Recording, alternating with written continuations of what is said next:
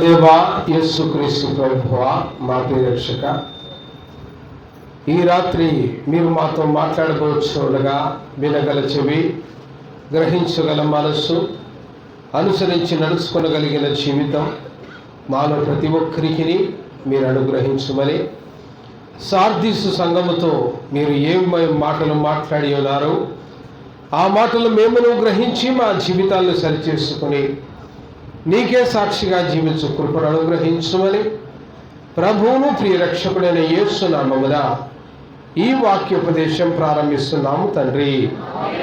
ఆమేన్. ఆమేన్. మంచిది. ఈరోజు మనము ధ్యానించే అంశము సార్దీసు కదండి. సార్దీసు సంఘమునకు మరొక పేరు ఉన్నది, డెడ్ చర్చ్ అని పేరు. అంటే మృతమైన సంఘము. బ్రతికున్నావన్న పేరు మాత్రమే ఉన్నది, కానీ నీవు మృతుడవే. ఇది సార్దీసు సంఘం యొక్క మరి ఆనవాళ్ళు, శిథిలాలు. ప్రస్తుతం సార్దీస్కి వెళ్ళి మనం చూస్తే ఇవి కనపడతాయి. అక్కడ ప్రస్తుతం దాని యొక్క కొన్ని ఆనవాళ్ళు మాత్రమే మనం చూడగలం. మరి ప్రకటన గ్రంథంలో రాయబడ్డ ఈ సార్దీస్ ఎక్కడా ఉన్నది? ప్రకటన గ్రంథంలో ఉన్న 7 సంఘాలు కూడా ఆసియా మైనర్ ప్రాంతంలో ఉన్నాయి. అవి ప్రస్తుతం టర్కీ అనే దేశంలో అది ఉంటుంది. టర్కీకి ఒకసారి మనం టికెట్ పెట్టుకొని పోతే అక్కడున్న 7 సంఘాలని కూడా విజిట్ చేసి రావచ్చు. అయితే సంఘాలు ఏం లేవు, ఈ రాళ్ళు రప్పలు శిథిలాలే ఉంటాయి అక్కడ చూడ్డానికి. ఈ సార్దీస్ ఏంటి, అసలు ఎక్కడి నుంచి వచ్చింది, సార్దీస్ అనే పట్టణ యొక్క స్థాపన ఎలా జరిగింది అని ఒకసారి మనం జాగ్రత్తగా గమనిస్తే, క్రీస్తు పూర్వమే 1100 సంవత్సరాల ప్రాచీన చరిత్ర కలిగినది ఈ యొక్క సార్దీస్. క్రీస్తు పూర్వము రోమన్ల కంటే ముందు పారసీకులు ప్రపంచాన్ని ఏలేవారు కదండి. మాదియా పారసీకులు ప్రపంచాన్ని ఏలుతున్న దినాలవి. మరి పారసీక రాజైన కోరేషు గుర్తుపట్టారా? కోరేష్ ఎవరు? పారసీక రాజైన కోరేషు యొక్క సందర్భం ఎక్కడొచ్చింది? మళ్ళా తిరిగి యెరూషలేం దేవాలయం కట్టమని దానియేలు కాలంలో ఎజ్రా, నెహెమ్యాలకు వారి యొక్క సారథిలో ఆజ్ఞాపించగా యెరూషలేం యొక్క దేవాలయము రెండవసారి తిరిగి కట్టడానికి మరి వారు పూనుకుంటారు. అంటే కోరేషు పాలించు దినాలలో 1100 సంవత్సరాల ప్రాచీన చరిత్ర కలిగిన పారసీకుల రాజ్యంలో క్రీస్తు పూర్వము 500 సంవత్సరాల క్రితము కోరేషు ఏలేవాడు. క్రీస్తు పూర్వం 500 సంవత్సరాల క్రితము కోరేషు యొక్క ఏలుబడిలో దానియేలు, ఎజ్రా, నెహెమ్యాలకు ఈ యొక్క యెరూషలేము దేవాలయమును మరల తిరిగి కట్టమని ఆయన ఆజ్ఞాపించాడు. దేవుని వాగ్దానాల ప్రకారంగా పారసీకులు దేవుని యొక్క మరి మందిరాన్ని కడతారు అని దేవుని యొక్క ప్రవచనం ఉన్నది. అంటే పారసీకులనే గొర్రెల యొక్క కాపరిగా, ఈ చెదిరిపోయిన ఇజ్రాయిలీలకు కాపరిగా దేవుడు నియమించెను అన్న యెషయా ప్రవక్త యొక్క మాటల ప్రకారము దేవుడు పారసీక రాజైన కోరేషుని ఏర్పాటు చేసుకొని పాడైపోయిన యెరూషలేము దేవాలయాన్ని తిరిగి కట్టిస్తాడు. ఈ చరిత్ర అంతా నేను ఎందుకు చెప్పానంటే, పారసీక దేశానికి సార్దీసు రాజధాని. సార్దీసులోనే కోరేషు మహారాజు యొక్క పెద్ద రాజభవనం ఉండేది. సార్దీసు నుండే ఈ యొక్క పారసీక రాజైన కోరేషు యెరూషలేము యొక్క మందిరాన్ని తిరిగి కట్టించండి అని శాసనాన్ని జారీ చేశాడు. కాబట్టి క్రీస్తు పూర్వమే 1100 సంవత్సరాల చరిత్ర కలిగిన ఈ యొక్క సార్దీసు పట్టణము క్రీస్తు పూర్వము 500 సంవత్సరాల కాలంలో పారసీక రాజైన కోరేషు అక్కడ నుంచి యెరూషలేము దేవాలయాన్ని తిరిగి కట్టడానికి ఉత్తర్వులు జారీ చేశాడు. ఆ తర్వాత కాలంలో పారసీకులను ఓడించి రోమన్లు పారసీక దేశాన్ని వారు స్వాధీనం చేసుకున్నారు. అప్పుడు సార్దీసు కూడా ఎవరి చేతుల్లోకి వెళ్ళిపోయింది? రోమన్ల చేతుల్లోకి వెళ్ళిపోయింది. రోమన్ల కంటే ముందు క్షమించండి, పారసీకుల్ని ఓడించింది గ్రీకులు. ఈ గ్రీకులు క్రీస్తు పూర్వమే 500 సంవత్సరాల కాలంలో ఈ యొక్క పారసీక రాజైన మరి కోరేషు వారి యొక్క ఏలుబడిలో వాళ్ళను ఓడించి ఎప్పుడైతే గ్రీకులు దాన్ని స్వాధీనం చేసుకున్నారో ఆ రాజధాని అయిన సార్దీసు యొక్క రాజభవనాన్ని వాళ్ళు ఏం చేశారంటే అర్తమీదేవి దేవాలయంగా దాన్ని మార్చారు. గ్రీకులకు అర్తమీదేవి అనేది ప్రాముఖ్యమైన దేవత. గ్రీకులకు 12 మంది దేవతలు దేవుళ్ళు ఉండేవారని ఇలాంటి ఒక ఆన్లైన్లోనే చెప్పాను, గుర్తుందా? వాళ్ళలో అర్తమీదేవి అనేది కూడా ప్రముఖమైన దేవత. అట్లా సార్దీసు దేనికి ఫేమస్గా మారింది అంటే గ్రీకుల కాలంలో అర్తమీదేవి దేవాలయానికి ఫేమస్గా మారింది. చాలా పెద్ద దేవాలయం. దాని మీద మరి గ్రీకులకు చాలా రాబడి వచ్చేది. ఆ దేవాలయం మీద వచ్చే మరి కానుకలు కానీ వెండి బంగారం కానీ మరి దేవుని దగ్గరకు వచ్చి నిలువు దోపిడీ అనే ఒక ప్రక్రియలో ఒంటి మీద ఉన్న బంగారం అంతా కూడా దేవాలయంలో మరి ఆ రీతిగా విడిచి వారు వెళ్ళేవారు. ఆ రీతిగా అర్తమీదేవి దేవాలయము గ్రీకుల కాలంలో ఎంతో ప్రసిద్ధి చెందింది. అది సార్దీసులోనే ఉన్నది. గ్రీకుల చేతుల్లో నుంచి మళ్ళా అది ఎవరి చేతుల్లోకి వచ్చింది? రోమన్లు ప్రపంచ చరిత్రను ఏలారు కదండి.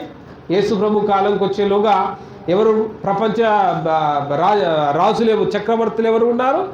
రోమన్లే. అలా పారసీకుల నుంచి గ్రీకులకు వచ్చింది, గ్రీకుల నుంచి రోమన్లకు వచ్చింది. ఇంతమంది చేతులు మారింది ఇది. క్రీస్తు శకము మొదటి తరములో పౌలు అపోస్తలులు మరి ఇక్కడ పరిచర్య చేశారు. ఈ యొక్క సార్దీస్లో పౌలు అపోస్తలులు పరిచర్య చేసినప్పుడు కోరేషు మహారాజు యొక్క కాలం నుంచి చరిత్ర చెప్పాను కదా. చూడండి, పౌలు మరియు క్లెమెంటులు ఆ ప్రాంతంలో సేవ చేశారు. క్లెమెంట్ ఎవరు అనడానికి ఫిలిప్పీలకు రాసిన పత్రికలో 4వ అధ్యాయము 3వ వచనంలో ఈ నెలంతా ఫిలిప్పీ చదివారు కదా, చదివారా లేదా? బైబిల్ క్విజ్ కూడా పెడతాను, అందుకే మీరు చదువుతారా లేదా? ఫిలిప్పీలకు రాసిన పత్రికలో 4వ అధ్యాయము 3వ వచనంలోను, లూకా సువార్త 10వ అధ్యాయము 1వ వచనంలోను ఈ పౌలు ఆ క్లెమెంటులు మరి కలిసి సేవ చేసినట్టుగా క్లెమెంటు ఆ ప్రాంతంలో మరి సార్దీసు యొక్క సంఘానికి ఆయనే పాదిరిగా అంటే పాస్టర్గా సంఘ కాపరిగా ఆయన స్థాపించబడ్డాడు. మొదటి శతాబ్దంలో పౌలు గారు సువార్త చేసినప్పుడు ఆ సార్దీసులో సంఘం ఏర్పడింది. తర్వాత సంఘ స్థాపన జరిగిన తర్వాత సంఘానికి కాపరిగా మరి యొక్క క్లెమెంటు నియమించబడ్డాడు. ఆ క్లెమెంటు ఆ యొక్క సార్దీసు సంఘాన్ని ఎంతో ఉన్నతంగా నడిపించాడు. ఆ రీతిగా మొదటి శతాబ్దం నుంచి అది దరిదాపు 100వ సంవత్సరం పద్మాసు ద్వీపంలో మరి యోహాను భక్తుడు దర్శనాలు చూసి 7 సంఘాలకు లేఖలు రాసింది ఏ కాలంలో అని చెప్పాను? దరిదాపు 100వ సంవత్సరం అంటే 96వ సంవత్సరం అనే రికార్డ్స్ ఉన్నాయి. క్రీస్తు శకం ఆయన పద్మాసు ద్వీపంలో వేయబడ్డాడు అని 96వ సంవత్సరం ఆయన ద్వీపంలో వేయబడ్డాడు. వేయబడ్డ తెల్లారే ఏం చూడలేదు. పద్మాపు ద్వీపంలో అనేక దర్శనాలు చూశాడు. ప్రకటనలో 15 దర్శనాలు ఉంటాయి. ప్రకటన గ్రంథంలో యోహాను చూసిన 15 దర్శనాలు ఉంటాయి, పరలోక దర్శనాలను. వాటిలలో మొదటి దర్శనమే ఈ సంఘములకు లేఖలు. 15 దర్శనాల్లో ప్రకటన గ్రంథంలో మనం ఇంకా మొదటి దర్శనంలోనే ఉన్నాం. 7 సంఘాలు ధ్యానించాలి అంటే ఒక దర్శనాన్ని మనం 7 నెలలు ధ్యానిస్తూ ఉన్నాం. మొదటి దర్శనంలో సార్దీసు యొక్క సంఘమును గురించిన వివరణ అంటే అందాజాగా 100 ఏళ్ల వయసు కాలం మనం వేసుకుంటాం. 100 ఏళ్లలో సార్దీసు పరిస్థితులు ఎలా మారాయి? పౌలు స్థాపించినప్పుడు ఒక రకంగా ఉంది, క్లెమెంట్ సంఘ కాపరిగా ఉన్నప్పుడు ఒక రకంగా ఉంది. తర్వాత కాలంలో కొత్త తరాలు వచ్చారు, పాతవారు గతించారు, కొత్త తరాలు వచ్చాయి. కొత్త తరాలు వచ్చినప్పుడు సార్దీసు సంఘ పరిస్థితులు ఏంటి, అక్కడ ఎలా ఉన్నది అనేది మనము దేవుని వాక్యంలో నుంచి ధ్యానిద్దాం. చూడండి సార్దీసు సంఘం యొక్క స్థితి మనము మొదటి వచనంలోనే గమనిస్తే ఏమని రాయబడి ఉందండి? నీ క్రియలను నేనెరుగుదును, ఏమనగా జీవించుచున్నావన్న పేరు మాత్రం ఉన్నది కానీ నీవు మృతుడవే. నీ క్రియలు నా దేవుని ఎదుట సంపూర్ణమైనవిగా నాకు కనబడలేదు. అక్కడున్న సమస్య అది. సార్దీసు సంఘముకున్న 2 ప్రాముఖ్యమైన సమస్యలు. మొదటిది, వారి క్రియలు మృతుడవే అంటే చచ్చిపోయినట్టుగానే ఉన్నాయి. క్రియలు లేని విశ్వాసము మృతమే కదండి. ఉదాహరణకు నీకు ఆరోగ్యం బాగాలేదు, కడుపు బాగా నొస్తుంది. అమ్మ చెప్పింది, నాన్న ప్రార్థన నూనె వేసుకోరా 3 సుక్కలు తగ్గిపోద్ది అని అమ్మ చెప్పింది. అయితే నీకు నమ్మబుద్ధి కావట్లే. ఓ డాక్టర్ను పిలువు, ఈ సూదన్న వేయించు, అని ఎంతసేపు ఇంకా ఆ బాధలే చెప్తున్నావు, కానీ సొరుగులో ఉన్న యేసు రక్తం తీసుకొని 3 సుక్కలు తాగుదామన్న విశ్వాసం నీకు. మళ్ళా ఆదివారం వచ్చి మస్తు పాటలు పాడతావు, కంటత వాక్యాలు చెప్తావు, ఇట్లా మీటింగ్లలో మైకు దగ్గర పెట్టుకొని గడగడగడ బైబిల్ వాక్యాలు చదువుతూనే ఉంటావు, మళ్ళీ నలుగురికి 4 నీతులు బాగానే చెప్తావు, అంత బాగానే ఉన్నది. కానీ అసలు నీ విశ్వాసం ఏది? అమ్మ చెప్తానే ఉంది యేసు రక్తం ఈరా పోద్ది అని చెప్తుంది. ఏం పోతుందిలే, నమ్మకం లేదు. భక్తి ఉన్నట్టే ఉన్నది, కానీ ఆ భక్తిలో విశ్వాసము లేదు. నీవు మృతుడవే. అందుకే ఆ భక్తి అసంపూర్ణముగా ఉన్నది. 23వ అధ్యాయము మత్తయి సువార్తలో కూడా 27వ వచనంలో ఒక చక్కటి మాట ఉన్నది చూడండి. వేషధారులైన శాస్త్రులారా, పరిసయ్యులారా, మీరు సున్నము కొట్టిన సమాధుల వలె ఉన్నారు. అవి వెలుపలికి శృంగారముగా కనిపించినను లోపల ఎట్టుందట? చచ్చిన వారి ఎముకల చేత, సమస్త కల్మషము చేత నిండి ఉన్నది. అది ఇప్పుడు సార్దీసు సంఘం యొక్క పరిస్థితి. సమాధి మాత్రం బయట ఎట్లుంటుందండి? జబర్దస్త్ ఉంటుంది కదా, మస్తు మార్బెల్, గ్రానైట్, మామూలు డెకరేషన్ కాదు. ఇక ఇంత కష్టపడి సమాధులు కట్టుకుంటారు, గట్లు వదిలేస్తారా? వాటికి కూడా పండగ చేయండి అని ఈ మధ్యలో సమాధుల పండగ కూడా పెట్టుకున్నారు. సమాధులకు పండుగ ఏందని నాకు అర్థం కాదు. ఎవడున్నది సమాధులకు పండుగ ఏది? పోయి శుభ్రంగా కడిగి డెకరేషన్లు చేసి పువ్వులు వేసి క్యాండిల్లు పెట్టి అన్నీ పెట్టి ఆడ కూర్చొని మళ్ళీ ముసలాయంతో ముచ్చట పెట్టి బతుకున్నప్పుడు కనీసం తాత బాగున్నావానే అని పలకరించే శాతగానోడు సచ్చినక్క తాత సమాధి దగ్గర కూర్చొని మాత్రం ముచ్చట పెడతాడట. ఇప్పుడు తాత తింటాడు, వీడు చెప్తాడు అన్నట్టు. పిచ్చి కాకపోతే ఏమీ లేదు. సమాధి లోపల ఏముందండి? బయటికి అందంగా కనిపించినా కూడా లోపల ఏముందట?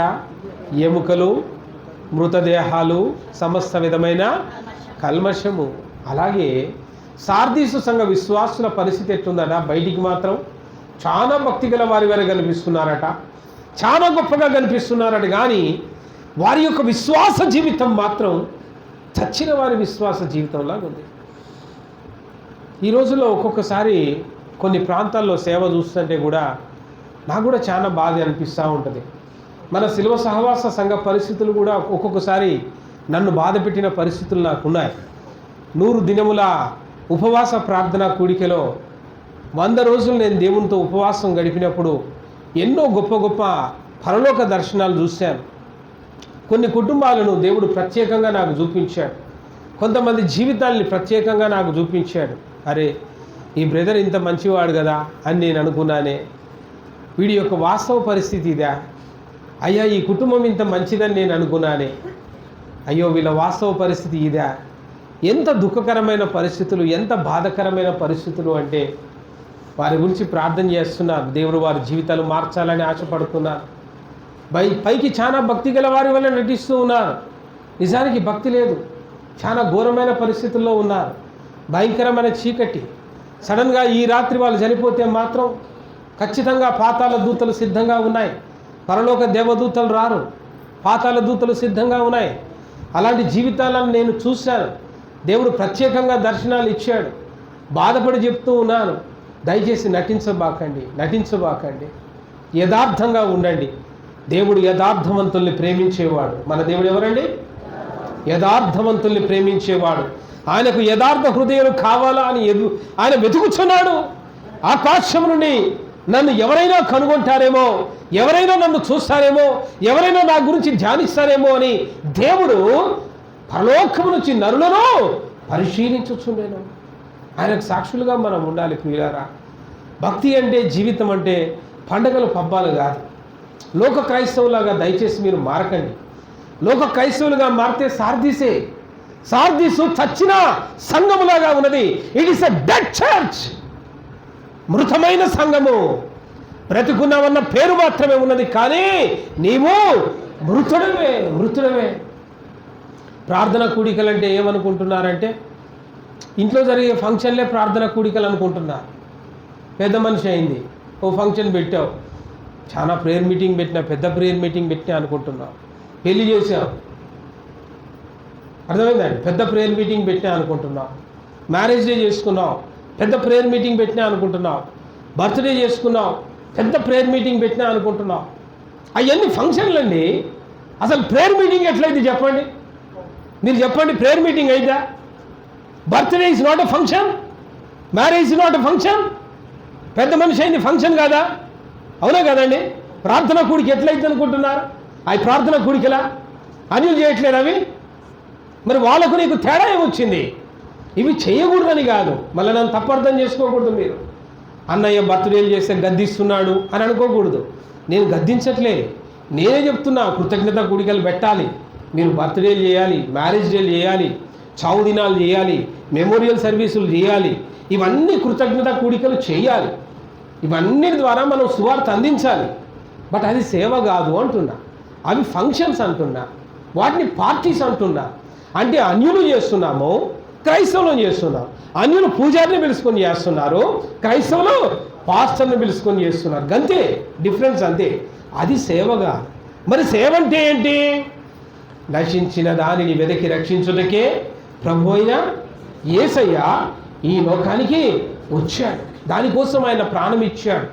ఈ సువార్త నమ్మదగినది, పూర్ణ అంగీకారమునకు యోగ్యమైనదై ఉన్నది. కాబట్టి సర్వలోకమునకు వెళ్ళి సర్వ సృష్టికి సువార్త ప్రకటించండి. హల్లెలూయా. నువ్వు సువార్త ప్రకటించకుండా, సువార్త కార్యక్రమాలు పెట్టకుండా ఎన్ని ఫంక్షన్లన్నా పెట్టండి, ఎన్ని వేలన్నా ఖర్చు పెట్టండి, ఎన్ని లక్షలన్నా ఖర్చు పెట్టండి, it all comes under A function are A party, but not as a ministry. సేవకులు కూడా సంఘంలో ఉన్న వాళ్ళకి బర్త్డేలు, మ్యారేజ్ డేలు, ఇలాంటి ప్రోగ్రామ్స్ అన్నీ చేయడం ద్వారా సంఘ కార్యక్రమాలు చేసిన వాళ్ళు అవుతారే కానీ సేవ చేసిన వాళ్ళు కాదు. సంఘ కార్యక్రమాలు చేయాలి, సంఘ కాపరిగా అది బాధ్యత కదండి. కాబట్టి ఈ అన్ని ప్రోగ్రాములు చేసుకోవడం ఎంత ముఖ్యమో, దీనికంటే ప్రాముఖ్యమైన ఒక కార్యక్రమం ఉన్నది. అదే చెప్పండి, అది లేకపోతే అన్ని ప్రోగ్రాములు వేస్ట్ అండి. అందుకే ప్రతి సంవత్సరం మొత్తుకుంటా ఉంటా, ఊరు వాడ పెట్టండి, ఒక సువార్త మీటింగ్ పెట్టండి, ఒక ఉద్యోగ కూటం పెట్టుకోండి. ఊపున్నప్పుడు జనవరి నెల ఒకరు పెడతారు, ఫిబ్రవరి నెల పెడతారు, ఇక మార్చికి ఎవరు కుయ్యి కయ్యి అనరు. అటో ఇటో నేను గెలకాల, ఫోన్లు చేయాలా 2-3 సంఘాలకు, ఏమయ్యా పెట్టుకుంటారా, ఏమో నా జర ఖర్చులు ఉన్నాయి అది ఇది మొత్తానికి నడిపిస్తారు. ఈలోగా ఏప్రిల్ వస్తుంది, ఏప్రిల్లో గుడ్ ఫ్రైడే అయిపోద్ది. ఇక మే నుంచి ఒక్కడ కుక్కురు మండి ఎండలు అంటారు. గతం ఎండలు మండేలా మే మొత్తం గడిచిపోయాలా. ఇక జూన్ వచ్చిందా పిల్లగాడికి బ్యాగులు కొనడానికే పైసలు అయిపోయాయి, ఇంకేం పెడతామన్నా ప్రోగ్రాం. జూలై వచ్చిందా అరికెత్తునుడు, పొలము విత్తనాలు వేసుడు, ఫుల్ బిజీ, ఎక్స్ట్రీమ్లీ బిజీ. అటో ఇటో సమయం గడిచిందా, ఈలోగా డిసెంబర్ రానే వచ్చే మళ్ళీ అయిపోయింది. ఊపు అంతా 3 నెలలకే.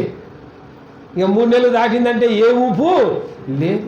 ఏం చేస్తున్నాం మనం? సార్దీస్ సంఘమే కదండి. ఇప్పుడు శిలవ సహవాస సంఘం ఎలా అయింది చెప్పండి? సార్దీస్ సంఘానికి మనకి ఏమన్నా తేడా ఉందా లేదా? ఏం లేదు. నా వరకైతే నేనైతే నిరుత్సాహంతో ఉన్నాను, చాలా నిరుత్సాహంతో ఉన్నాను. నాకేం పెద్ద సంతోషం లేదు, ఏం సంతృప్తి ఏం లేదు. సంఘ కార్యక్రమాల చేత సార్దీసు బిజీ అయిపోయి, సార్దీస్ ఏమనుకుంటున్నారంటే మాకు మేమే బిజీ సంఘం, నిత్యం ప్రార్థనలు. ఏంటా నిత్య ప్రార్థనలు అంటే? ఇంటింటా బర్త్డే ఫంక్షన్లు, ఇంటింటా మ్యారేజ్ డే ఫంక్షన్లు, ఇంటింటా మెమోరియల్ సర్వీస్ ఫంక్షన్లు, ఇంటింటా పెద్ద మంచి ఫంక్షన్లు, ఇంటింటా ఇవి తప్ప ఇంకొక ఫంక్షన్లే లేవు. సువార్త ప్రకటించడం పక్కన పెట్టారు, ఆత్మల రక్షణ అనే దాన్ని పక్కన పెట్టారు, నశించు ఆత్మల కోసం విజ్ఞాపన చేయడం పక్కన పెట్టారు, నశించు ఆత్మల కోసం ఉపవాసం ఉందామనేది పక్కన పెట్టారు, నశించు ఆత్మల కోసం నిద్ర గాద్దాము, ఆన్లైన్ చేద్దాము, వాళ్ళ కోసం మనం ఏడుతాము, కన్నీరు గారుద్దాము. అయ్యో మా నాన్నకు రక్షణ లేదే, వాడు సస్య నరకానికి పోతాడు కదా, మా అత్తమ్మకు రక్షణ లేదే, చనిపోతే నరకంలో అగ్ని గుండంలో కాల్తాడు బాధ్యత కదా. మా అత్తమ్మను రక్షించుకోవాల్సిన బాధ్యత నాకు లేదా? మా మామయ్యని రక్షించుకోవాల్సిన బాధ్యత నాకు లేదా? మా బాబాయిని రక్షించాల్సిన బాధ్యత నాకు లేదా? మా బంధువులను రక్షించాల్సిన బాధ్యత నాకు లేదా అని బాధ్యతను మరిచి ఫంక్షన్ల చేత బిజీ అయిపోయి సార్దీసు సంఘంలోనే సిలువ సహవాస సంఘం అనబడే మన సంఘం, ఏ సంఘం కోసమైతే సాధు చేమరాజు గారు ఎక్కడ తమిళనాడు నుంచి కాలు కొట్టుకొని మన ఊరు వాడ ఒక్కొక్క ఊరికి ముళ్ళు గుచ్చుకుంటుంటే, రాళ్ళు గుచ్చుకుంటుంటే చెప్పులు లేకుండా నడిచి ఒక్కొక్క ఊర్లో స్వార్థ ప్రకటించాడో, ఒక్కొక్క ఇంట్లో ప్రార్థనలు చేశారో, మీ రక్షణ కారణమయ్యారో, ఆయన ప్రయాస వ్యర్థంగా దేనికి పనికిరాని స్థితిలో పెట్టారు. సంజీవరామయ్య గారు, మా అమ్మగారు టీచర్లుగా ఎంత రాయల్గా బ్రతకగలరు వాళ్ళకున్న జీతంతో, వాళ్ళకున్న ఉద్యోగాలతోటి. అలాంటి రాయల్ లైఫ్ని, అలాంటి ఉన్నతమైన జీవితాన్ని వాళ్ళు పక్కన పెట్టి ఒక కుగ్రామమైన ఒక చిన్న ఊరికి ఇక్కడికి వచ్చి బంగ్లా లాంటి ప్రాంతంలో, మారుమూల ప్రాంతంలో ఇక్కడ ఒక ఇల్లు కట్టుకొని చుట్టుపక్కల గ్రామాల్లోకి ఎంత ప్రయాసం తిరిగాడు. మా నాన్నగారు మీ ఇళ్లలోకి వచ్చినప్పుడు ఇళ్లలో సరైన భోజనం కూడా ఉండేది కాదు, ఇళ్లలో మంచి పరిస్థితులు ఉండేవి కాదు. ఒక్కొక్కసారి రాత్రిపూట రావడానికి అవకాశం లేకపోతే అక్కడనే మీ మధ్యలోనే పడుకొని తెల్లారు వస్తా ఎన్నిసార్లు పంచర్లు అయిపోయి బండి నెట్టుకుంటా దేవసాయం అన్న మరి ఆ నాన్నగారు వీరిద్దరూ ఎంత ప్రయాసపడ్డారనేది అనేక సార్లు మేము చూసాం. ఇంత ప్రయాసం జీరో తీసి పడేశారు. సంఘ కార్యక్రమాలే బిజీ. మనకేం కావాలా? ఫంక్షన్లు కావాలి, సంఘ కార్యక్రమాలు కావాలి. అదే పెద్ద సంఘం, అదే పెద్ద సేవ. ఇదే సేవ ఏం లేదుగా. అరే నెలకు ఒక సువార్త కూటం పెడదామన్నది లేదు, నెలకు ఒక సువార్త కూటం ఏర్పాటు చేద్దామనేది లేదు. అన్న పదండి పలానా గ్రామానికి సువార్త వెళ్దాం, ఇగో మా అత్తగారు ఊరికి నేను పోతున్నాను అన్న, మా అత్తగారు ఊరికి వేసుకొని రండి. ఒక 4 ఊరోళ్ళని 4 ఆటోలు దిగాయి, ఓ 40-50 మంది దిగారు. కాదండి, మీ అత్తగారు ఊళ్ళో సువార్త కాదా? సువార్తకు ఏర్పాటు చేయలేవా? అత్తగారింటికి పోతావు, బ్రహ్మాండంగా వాళ్ళు పెట్టిన రాజమర్యాదలన్నీ మంచిగా తింటావు, భుజిస్తావు, అయిపోద్ది, నీ వరకు హాయిగా ఉన్నావు. మరి మీ అత్తగారు మరి సామని నరకానికి పోని ఏమన్నా కానీ బాధ్యత ఉంది ఏమన్నా? సార్దీసు సంఘం, సిలువ సహవాస సంఘం ఎలా మారింది? మారలేదండి. సార్దీసు సంఘంలో లేదా? మీకు అనిపించట్లేదా? ఏ రోజన్నా ఏకాంతంగా కూర్చున్నప్పుడు అయ్యో మా సంఘ పరిస్థితి ఇట్లుందే, ఒకప్పుడు ఎట్లుండే, ఈరోజు ఇట్లుందే అనిపించిందండి మీకు? గత 4 నెలల్లో నాకు అనిపించింది. గత 4 నెలల్లో అసలు నేను ఎందుకున్నాను ఇక్కడ? అసలు అవసరం ఏంటి? ఈ ఫంక్షన్ల కోసం నేను అవసరమా ఇక్కడ? చాలా బాధ అనిపించింది, చాలా దుఃఖం అనిపించింది, చాలా వేదన అనిపించింది ప్రియులారా. అందుకే సార్దీసు సంఘంతో మాట్లాడుతూ ఉన్నప్పుడు దేవుడైతే నాతోనే నేరుగా మాట్లాడినట్టు అంత వేదనతో, అంత దుఃఖంతో, అంత బాధతో ప్రకటించండి అమ్మా, ఆత్మలు సంపాదించండి, సువార్త ప్రకటించండి. సార్దీసు సంఘంలో తయారుగా బక్కండి అసంపూర్ణమైన భక్తి చేత. చూడండి, తిమోతికి రాస్తున్న 2వ పత్రికలో కూడా ఆయన అదే మాట అంటూ ఉంటాడు. 3వ అధ్యాయము 5వ వచనంలో ఏమంటున్నాడు చూడండి.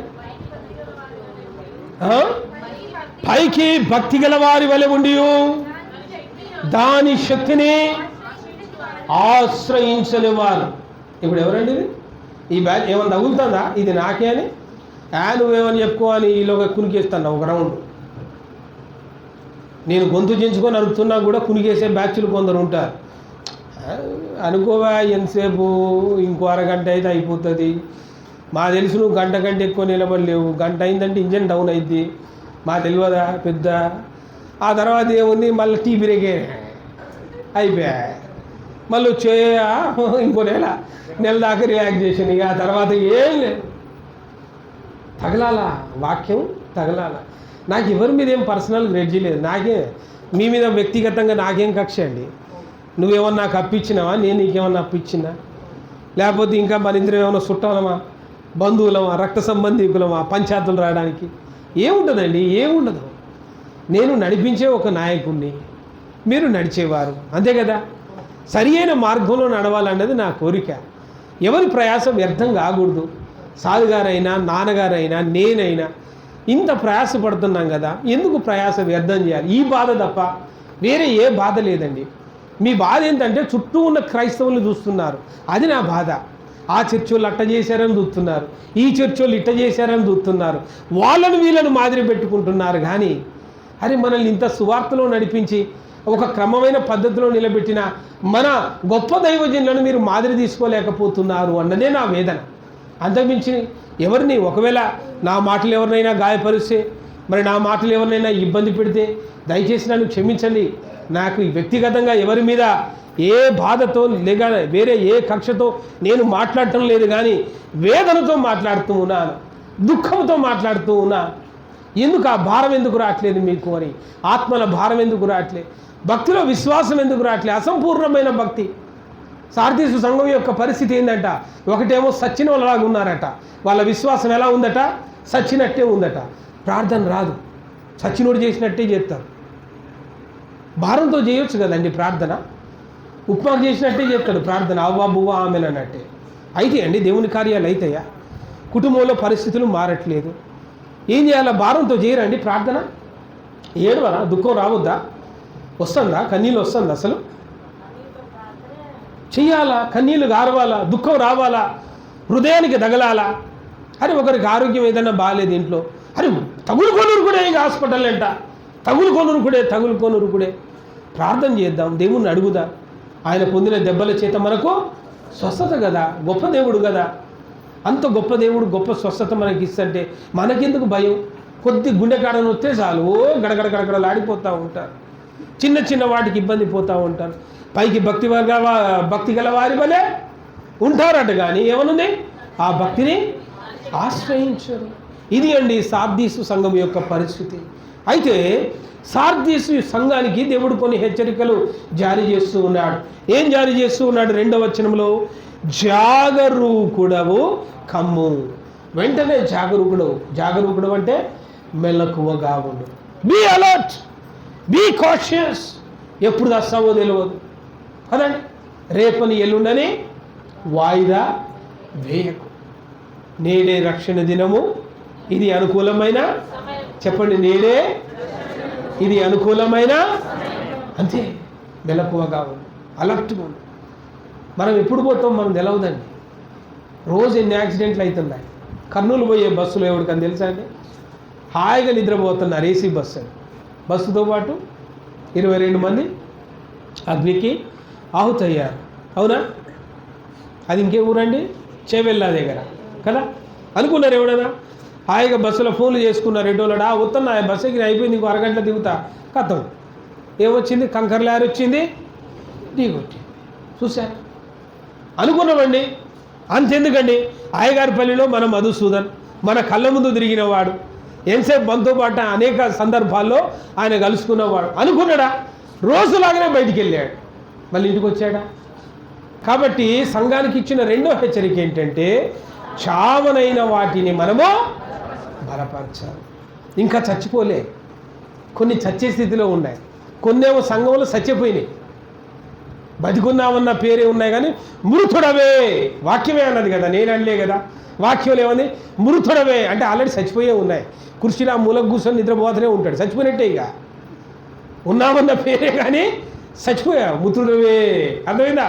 ఇక్కడ ఉన్నామన్న పేరే ఉంటుంది, కానీ మౌన్స్ రౌండింగ్ చేస్తూ ఉంటుంది, మనసు ఎటెటో ఉవ్విల్లు వస్తూ ఉంటుంది.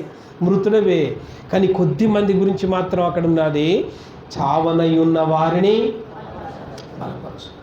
కొంతమంది అగ్నిలో నుంచి ధన్నని ఇట్లా బయటికి గుంజి లాగి కాపాడినట్టుగా కొందరిని మనం కాపాడుకోవాలి. మన సొంతోళ్ళని కాపాడుకోవాలి. భర్త భార్య కోసం ప్రార్థన చేసుకోవాలి, భార్య భర్తను కాపాడుకోవడం ప్రయాసపడాలి. తల్లిదండ్రులు పిల్లల కోసం ప్రయాసపడాలి, పిల్లలు వాళ్ళ తల్లిదండ్రుల కోసము ప్రయాసపడాలి. కాబట్టి ఏం చేయాలంట? చావనని ఉన్న వాటిని బలపరచండి. ఉపదేశము, 3వ వచనం, నీవేలాగు ఉపదేశము పొందితిమో, ఏలాగు వింటిమో జ్ఞాపకము చేసుకొని దానిని గైకొనుచు. ఆమేన్, హల్లెలూయా. ఉపదేశం వింటాం. ప్రాబ్లం ఏంటంటే వింటాం గంతే, ఓన్లీ వింటాం, గైకొనం. అదే ప్రాబ్లం ఇక్కడ. వింటే సరిపోదండి. అయ్యగారు ఏం చెప్పిండు తెలుసా? అయ్యగారు ఏం చెప్తాడు, కానీ దాని ద్వారా ఉపయోగం ఏంటి? అంతే కదా, ఉపయోగం ఏంటి? నువ్వు ఏం గైకొన్నావు అది ఇంపార్టెంట్. నువ్వు ఏం విన్నావు విన్న దాని ప్రకారం ఏం తీర్మానం తీసుకున్నాం, దాని ప్రకారం ఏం నడిచాం.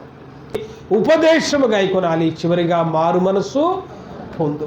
4 ప్రాముఖ్యమైన హెచ్చరికలు సార్దీసు సంఘానికి ఇవ్వబడ్డాయి. ఈరోజు సార్దీసు సంఘముగా మారిన సిలువ సహవాసం అనే మన సంఘానికి కూడా ఈ 4 హెచ్చరికలు వర్తిస్తున్నాయి. హల్లెలూయా. అటు కృప తండ్రి అయిన దేవుడు, ప్రభు అయిన యేసయ్య మనందరికీ అనుగ్రహించినట్లుగా ప్రార్థన చేసుకుందాము. రండి, మోకరించండి, దేవుని సన్నిధిలో తీర్మానం తీసుకోండి.